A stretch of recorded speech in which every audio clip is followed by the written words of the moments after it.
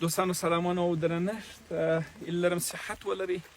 تیز باران د اندړو ولسوالۍ ده، ځان مو ورته راورسوئ، خپل خویندو ورونو ته خپلو مشرانو ته مو ځانونه راورسوئ. ډېر دردونکی ځورونکی او کړونکی حالات دی. فکر کوئ چې یو طبیعي پېښه سوې ده، په سلهاوو کورونه اوبو نړولي دي. دلته چې راغلو کورونه مو کتل، دغه رقم ټول کورونه دغه رقم رالوېدلي دي.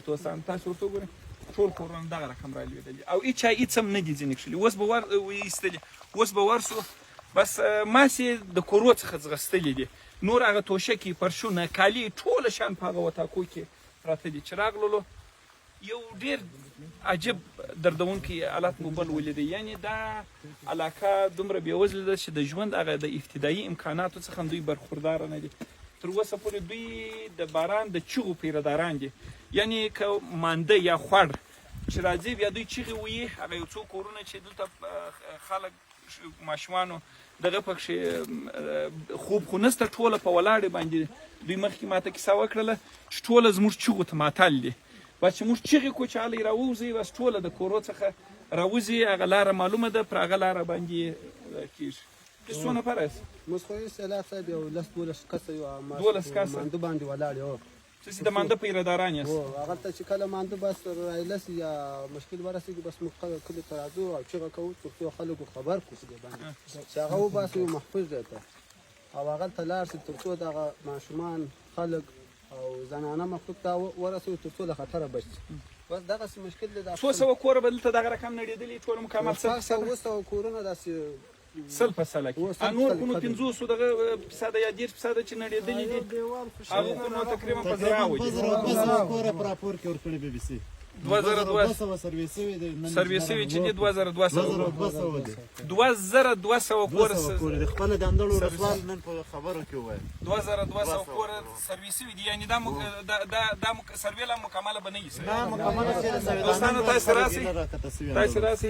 اوس موږ دا غواړو چې دونه د چی شي اجل مرسته د چی شي موږ د اجل والله که د په بیلچه باندې واندونه ټینګېږي، دونه پیسې منې که لرو د لوډر وال کشدار دا 4 ورځې لګیا ده. دونه پیسې 2 لک روپۍ دي. د کورونو دپاره عجله مرسته خیمې دپاره غواړو، خیمې غواړو، فرشونه غواړو چې موږ عجل پکې واړو. اوس خلک کوچنیان بارانونه پراته دي، سرپناه ځای نشته. پراشودان ور باندې اچولي دي، د زیر باندې خوراکۍ نه ده کړې. الله اکبر. د شپې د ورځې ویښو چې د خوب ځای نه لرو، چې هغه تور کولو لاندې سوي دي. یعنې پراشودان باندې اچوو، په پاټو باندې ناست یو. که نه یې سر اوس د ولولو، اوس په پاټو باندې خلک ناست دي.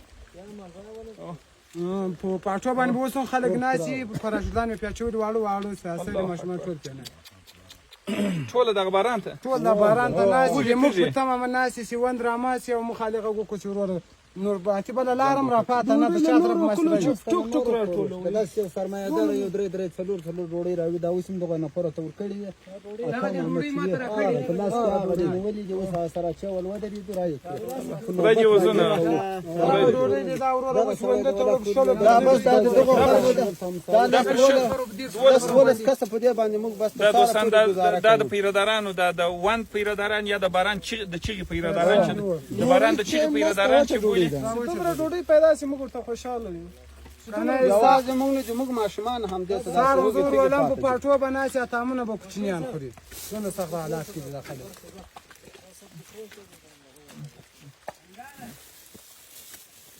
راځئ دوستانو، یو نیک بجې دغه شو دوستان. نړۍ څه شوه؟ ډوډۍ څه شوه؟ دغسې حالات دي دوستان. تاسو ورته وګورئ. دا وطن ته چې کومه خلک تاسې داسې نه ورسېږي.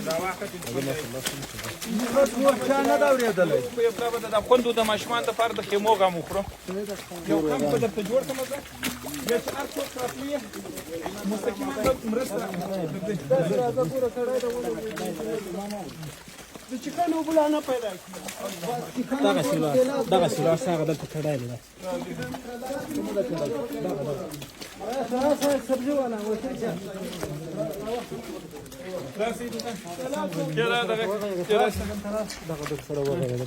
سیلاب صاحب نن څلورمه درېیمه ورځ ده چې خپله زه یو سبزي فروش یم، نو دغه کارګرو ته چې ډوډۍ وروړو یو له بله لاس یو د بل کومک غواړو نو دغه یو څلور پنځه دکانداران دي که نور شی هم یو هم نه لري څو ډوډۍ ته ضرورت ستا دلته په د سهار و غرمې او ماښام څو ډوډۍ ته ویشي دلته تقریبا تر 1000 ډوډۍ زیاتې له 1500 2000 دغه ډوډۍ یو ټیم دغه هم به زه درته وخورم ښه نو ان شاء الله تعالی چې دغه کار وشي زر تر زر تاسو راسئ